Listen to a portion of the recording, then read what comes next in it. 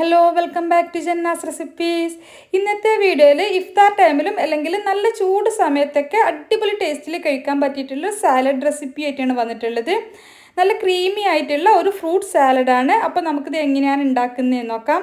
പിന്നെ വീഡിയോ കണ്ടുകൊണ്ടിരിക്കുന്ന സമയത്ത് നിങ്ങൾക്ക് ഈ റെസിപ്പി ഇഷ്ടമാണെന്നുണ്ടെങ്കിൽ ഒന്ന് ലൈക്ക് ചെയ്യാൻ വേണ്ടിയിട്ട് മറക്കരുത്. അതുപോലെ തന്നെ നിങ്ങൾ ഈ ചാനൽ ആദ്യമായിട്ടാണ് കാണുന്നതുണ്ടെങ്കിൽ ചാനലൊന്ന് സബ്സ്ക്രൈബ് ചെയ്യാനും ഫോളോ ചെയ്യാനും കൂടി മറക്കരുത്. അപ്പോൾ നമുക്ക് ഈ സാലഡ് ഉണ്ടാക്കാനായിട്ട് ഞാനിവിടെ കുറച്ച് ഫ്രൂട്ട്സ് എടുത്തിട്ടുണ്ട്. അപ്പോൾ ഒരു കപ്പ് പൈനാപ്പിൾ ഇതുപോലെ ക്യൂബായിട്ട് കട്ട് ചെയ്തതാണ് എടുത്തിട്ടുള്ളത്. അതുപോലെ തന്നെ ഒരു കപ്പ് ആപ്പിൾ കട്ട് ചെയ്തതും ഒരു കപ്പ് തന്നെ മുന്തിരി, കറുത്ത മുന്തിരി രണ്ടായിട്ടൊന്ന് കട്ട് ചെയ്തെടുത്തിട്ടുണ്ട്.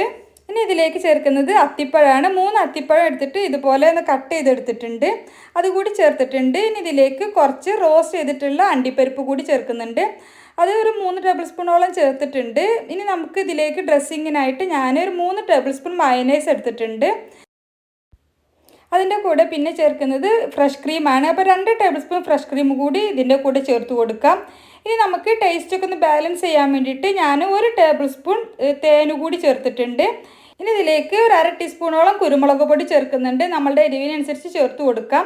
പിന്നെ 2 നുള്ളു ഉപ്പ് കൂടി ചേർത്തിട്ടുണ്ട്. മയനൈസിലത്തെ ഉപ്പ് നോക്കിയിട്ട് വേണം ചേർക്കാൻ വേണ്ടിയിട്ട്. അപ്പോൾ ടേസ്റ്റ് എല്ലാം ബാലൻസ് ചെയ്യുന്ന രീതിയിൽ ഉപ്പൊക്കെ ചേർത്ത് കൊടുക്കുക. ഇനി നമുക്കിതിലേക്ക് നമ്മൾ മാറ്റി വെച്ചിട്ടുള്ള ഫ്രൂട്ട്സിൻ്റെ മിക്സ് ഇതിലേക്ക് ചേർത്ത് കൊടുക്കാം. എന്നിട്ട് എല്ലാം കൂടി നന്നായിട്ടൊന്ന് മിക്സ് ആക്കി എടുക്കാം. എല്ലാം കൂടി നന്നായിട്ട് മിക്സാക്കി യോജിപ്പിച്ചതിന് ശേഷം നമുക്കിത് സെർവിങ് പ്ലേറ്റിലേക്ക് മാറ്റാം. അപ്പോൾ അതിനായിട്ട് ഒരു പ്ലേറ്റ് എടുത്തിട്ടുണ്ട്. അതിലേക്ക് ആദ്യം അടിയിൽ കുറച്ച് ലെറ്റ്യൂസ് കട്ട് ചെയ്തത് ഇട്ട് കൊടുക്കുന്നുണ്ട്. അടിയിൽ ഒരു ലെയറായിട്ട് ലെറ്റ്യൂസ് ഇട്ട് കൊടുക്കുക. അതിന് മുകളിലേക്ക് വേണം നമ്മൾ ഈ സാലഡ് വെച്ച് കൊടുക്കാൻ.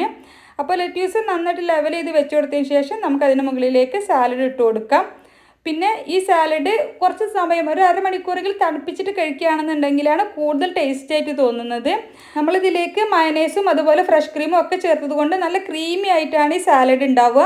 അപ്പോൾ ഞാനിതിൻ്റെ മുകളിലേക്ക് കുറച്ച് അനാറ് കൂടി ചേർക്കുന്നുണ്ട് ഗാർണിഷിങ്ങിനായിട്ട്. അപ്പോൾ നമുക്ക് ഇഷ്ടമുള്ള രീതിയിൽ ഗാർണിഷ് ചെയ്ത് കൊടുക്കാം. അപ്പോൾ കുട്ടികൾക്ക് പോലും ഇഷ്ടമാവുന്ന ഒരു അടിപൊളി സാലഡാണ്. ഒരിക്കലെങ്കിലും ട്രൈ ചെയ്ത് നോക്കുക. നമുക്ക് നോമ്പ് തുറക്കുന്ന സമയത്തോ അല്ലെങ്കിൽ ഏത് സമയത്ത് വേണമെങ്കിലും കഴിക്കാൻ പറ്റിയിട്ടുള്ള ഒരു അടിപൊളി സാലഡാണ്. ഒരിക്കലെങ്കിലും ട്രൈ ചെയ്ത് നോക്കുക. എന്നിട്ട് നിങ്ങളുടെ അഭിപ്രായം കമൻ്റായിട്ട് അറിയിക്കുക. തീർച്ചയായിട്ടും നിങ്ങൾക്ക് ഇഷ്ടമാവുന്ന ഒരു ടേസ്റ്റാണിത്. അപ്പോൾ ട്രൈ ചെയ്ത് നോക്കിയിട്ട് നിങ്ങളുടെ അഭിപ്രായം കമൻ്റായിട്ട് അറിയിക്കാൻ വേണ്ടിയിട്ട് മറക്കരുത്. നിങ്ങൾക്ക് ഈ റെസിപ്പി ഇഷ്ടമായെങ്കിൽ ഒന്ന് ലൈക്ക് ചെയ്ത് സപ്പോർട്ട് ചെയ്യാനും ചാനൽ ഇതുവരെ സബ്സ്ക്രൈബ് ചെയ്തിട്ടില്ല എന്നുണ്ടെങ്കിൽ ചാനലൊന്ന് സബ്സ്ക്രൈബ് ചെയ്യാനും ഫോളോ ചെയ്യാനും കൂടി മറക്കരുത്. ഇൻഷാ അല്ലാ മറ്റൊരു അടിപൊളി റെസിപ്പിയുമായിട്ട് നമുക്ക് വീണ്ടും കാണാം. Thank you for watching.